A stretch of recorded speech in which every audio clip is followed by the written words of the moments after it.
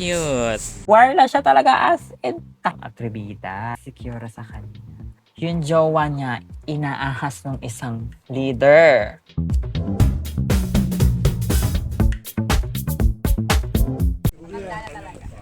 Konti lang ako lang. Donut. Baka ako tumaas ang presyo, tuturukan ako, baka hindi ako maturukan. Hindi na tinaibig. Thank you po. Ganyan talaga. Sino man nalagay?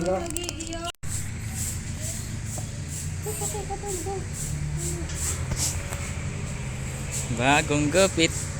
Si Marian. Yeah, ang cute. Ito, Ang cute eh.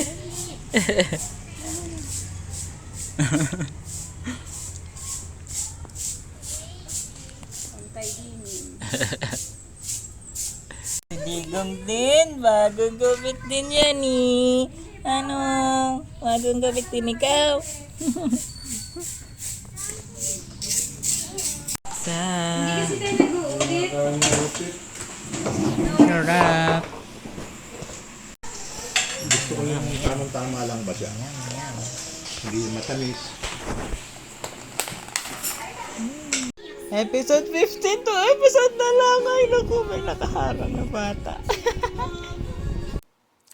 So, this one's very feisty. Well, feisty kasi may apoy. Kaso nga nakabaliktad yung apoy eh. Ba't kasi nandito? Naman, tayo? Inaano na tayo, binabarbecue na tayo sa init. So, ganito naman.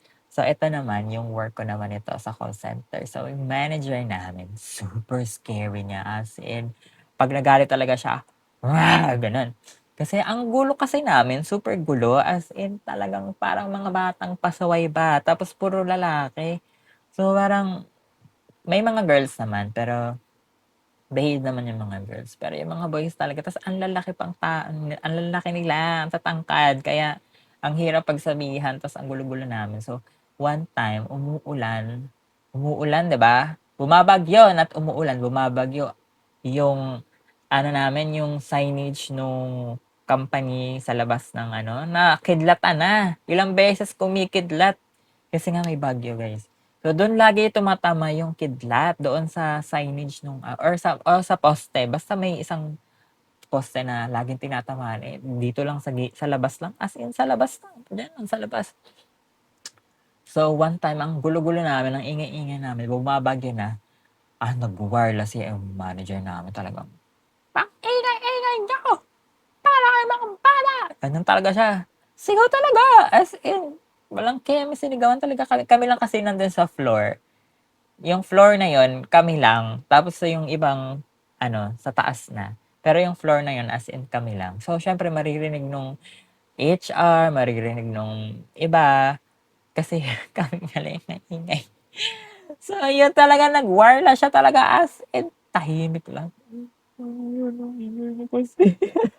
As in, super. Nakakatawa, no? Grabe. Para kami nasa school. So, ang gulo-gulo talaga nila, as in, so, yun talaga napagsabihan kami na parang, ano ba? Tumahimik kayo, ang gulo-gulo nyo, ang gulo-gulo, nagkakabagyo na, ganyan pa kayo. Talagang war na talaga siya. So, talagang, ganyan kami. So, yun lang naman. Pero, kaya, pag may mga something na hindi maganda, "Uy, diyan na si Ma'am, magulo mo tayo, ma-award na naman tayo," gano'n. Pag may mga something na hindi ayos or pagdadating siya. Pero most of the time naman super gulo-gulo kasi talaga, kekengkoy kasi talaga ng mga kasama kaya ayun, napapagsabihan din talaga. So, yun lang naman ang mai-share ko sa inyo and tomorrow easy pa ako. So, yeah, see you guys again tomorrow. Bye! Our ulam is puff chicken. Buffalo wings. Cheese and something. Last episode na. Hindi pa siya tumatanda. Hello everyone. So for today's video, we're gonna be talking about boss or managers that are very toxic. So this one naman, I'm gonna tell you a story about how I had, kasi hindi na siya ngayon, yung manager namin. But this one, super nakaka-lurky kasi first meeting pa lang namin, online syempre, of course, dahil pandemic. Hindi ko na siya feel, hindi ko talaga siya feel, hindi ko siya bet. Yung ugali niya is very, the ones that I'm not gonna be friendly with. Yung ganon, alam niyo naman, di ba, pag may mga ganon tao na talagang hindi niyo bet yung ganon. So, first meeting pa lang, may ganon siyang ugali na hindi ko talaga trip, na parang, I don't like this girl. So, nung nag-ano kami, team building, di ba? So, of course, we have to like, usap-usap, ganyan, and making kwento and everything. And then kasama yung asawa niya. Then this asawa, pinapalapit niya ako dun sa, halika nga, ganyan. Parang feeling close. So, ang ginawa ko, hindi ako lumapit. Saan ako lalapit dyan? Nagkakwentuhan sila. And then bibisya-bisya, yosi-yosi, ganyan. Ayoko pa naman ng ganun. So, parang, hindi ako lumapit. Ba't ako lalapit dyan? Sino ka ba? Ba't inuutusan mo ako? So, hindi ako lumapit dun, syempre. And then, talagang, hindi ko talaga bet yung sila. Hindi ko bet. Talagang, hindi ko talaga siya ka-humor. Hindi ko siya ka-moral and everything. So, ekis na agad siya talaga sa akin. And then, nung hindi na siya yung manager namin, nachika na sa akin nung leader ko na parang hindi nga siya okay pagdating sa work. Which turns out that I'm right. Diba? Yung mga ganun tao na parang, na ano ko siya parang yung first, impression, totoo. Naging totoo.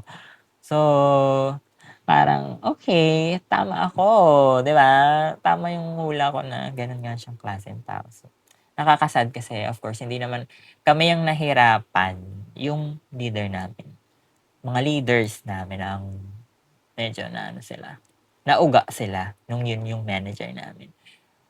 So, yun lang naman. Yun lang naman ang mga stories ko. And, think about maybe tomorrow kung meron pa. And yeah, see you guys again tomorrow. Bye!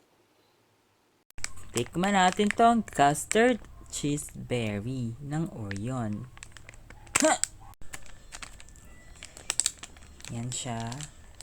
Pag inopen niya sa gitna, merong may berry. Hindi masyadong lasa yung berry. Sakto lang. Parang lasang Pandan. na may something na lasa. Pwede na rin. Hello, hi mabuhay. So, ito naman, pag-usapan ulit natin ng toxic na manager na na-meet ko for like 1 week or 2 weeks. So, this one, kasi since nasyunggal ako dun sa work ko, nilipat muna ako sa ibang lugar. Dahil itong department na to, nangangailangan sila ng tao. So, dun muna ako nilagay.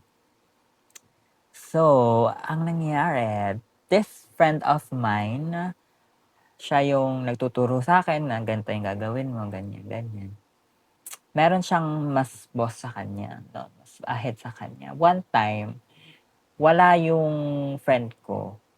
So, syempre sa kanya ako nagtatanong. Tapos, may tinanong siya yung boss niya. May tinanong sa akin. And then, sabi po kasi ni friend, ganito po yung gagawin. Okay. So, sabi ng boss mo. Sabi niya ganon. Sabi ng boss mo talaga. Sabi ko, ganon na lang yung reaction ko kasi parang may something. May parang, di ba? Hanggang sa kinuwento na sa akin ng friend ko na medyo nga daw to, parang atribida itong boss niya na parang insecure sa kanya. Kasi parang, I can, feel the tension between the two of them. Kasi mas mataas naman yung isa, mas mataas yung boss. Tas yung friend ko kasi magaling siya. So, parang kaya niyang solohin yung mga work, ganyan. Na siguro parang ni-insecure talaga yung boss sa kanya na parang, wait lang, masyadong obvious, 'di ba? Masyado kang obvious ate girl, where's the professionalism?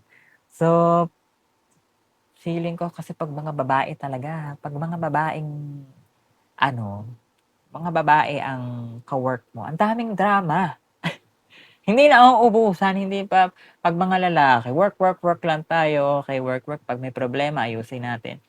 'Pag mga babae talaga kung ano-anong mga eksenang lumalabas. So, yun lang naman ang napansin ko sa mga difference ng girl or boy na manager. 'Pag lalaki, straightforward, ganito gawin niyo. 'Pag babae, may mga hanas-hanas na mga drama-drama, ganito kasi, si ano kasi ganito, so ganyan-ganyan, dapat gano'n, gano'n, gano'n, yun. So yun, yun lang naman yung parang feeling ko na kaya nagkakagulo 'pag mga girl-girl lang, mga girl to girl lang eksena. Ang manager mo is girl, tas girl ka, nagkakaroon ng clash, ganyan. Para bang ayaw mong patalo kasi nga girl to girl. Parang gano'n. So, yun lang. Yung comment ko lang is where's the professionalism nga? Kasi 'di ba parang hindi professional 'pag ginagawa mo yung ganyan na eksena ka na, ang sabi ng boss mo? Gano'n, 'di ba parang bago lang ako, "Te, sasabihan mo ako ng ganyan?" Eh, siyempre friend ko yun, siyempre chichika ko yun sa kanya. So yun lang naman po for today's video and kayo ba, what can you say? Do you agree with me na if boy ang manager is mas ano sila, straightforward and then 'pag girl naman is mas more emotional and mas more drama. So, comment down below. So yun lang po for today. See you guys again tomorrow. Bye!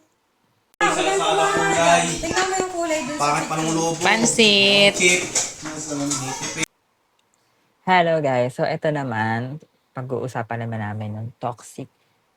Naging toxic sila dahil hindi sa ganun talaga silang tao, dahil sa situation. So, this one time, about their not boyfriend or crush, ganyan. So, this one time, para kasing the girl, my leader, meron siyang jowa. So, may jowa siya. Yung jowa niya, inaahas ng isang leader. Oh my God. So, dahil gano'n ang eksena, na-lurky ako talaga sa mga eksena nung pagdating ko dito sa work ko, 'di ba? May mga gano'ng eksena pagdating ko na parang sa teleserye lang siya, tapos live audience ka na ba, naaano mo yung mga nangyayari, nasasagap mo, tapos nandun ka rin minsan kinakausap ka, tapos sa'yo ikukuwento, 'di ba, na para bang ikaw ang naging, therapist nila. Pero ako of course hindi ko naman siya shine-share sa ibang tao, kung 'pag shinare sa akin lang. Kaso minsan nashe-share niya din sa iba, so yung iba ang nag-i-spread ng mga news. So, dahil sa situation na gano'n na medyo naaano siya, na parang yung work niya is nauuga siya and nadadama yung work dahil sa gano'ng eksena. So, dahil do'n nato-toxic yung team. Kaya parang hindi siya nagiging maganda and yung output niya hindi nagiging okey, kaya nagkakagulo yung team. Imbes na maging isa is nahihiwalay, nagkakaroon ng parang mga, division ng tao na, "Huwag ka sumama diyan, dito ka sumama. Dito ka lang sumama, wag mo samahan si ganyan," mga gano'n. So, it's not actually the person but the situation kung bakit nagiging gano'n, nagiging toxic yung aming, team. So yun, makakalungkot. Pero nag-ano naman siya na siya naman ang nagwagi sa dulo kaya parang at the end, sana hanggang ngayon okey sila. Yun na lang siguro yung gusto kong mangyari. Kasi parang ang gulo nun, ang gulo talaga nung panahong yun, talagang may laging eksena. linggo-linggo na, oh my gosh, hindi pa ba tapos yan? Di ba? Yung ganun. So, yun, nakaka-lurky lang siya. Yun ang experience ko. So, tomorrow, iisip pa ako kung meron pa akong iisip. So, mga agawan-agawan. So, see you guys again tomorrow. Bye! Wow! Happy birthday! Wow! Wow! Sharon! Ba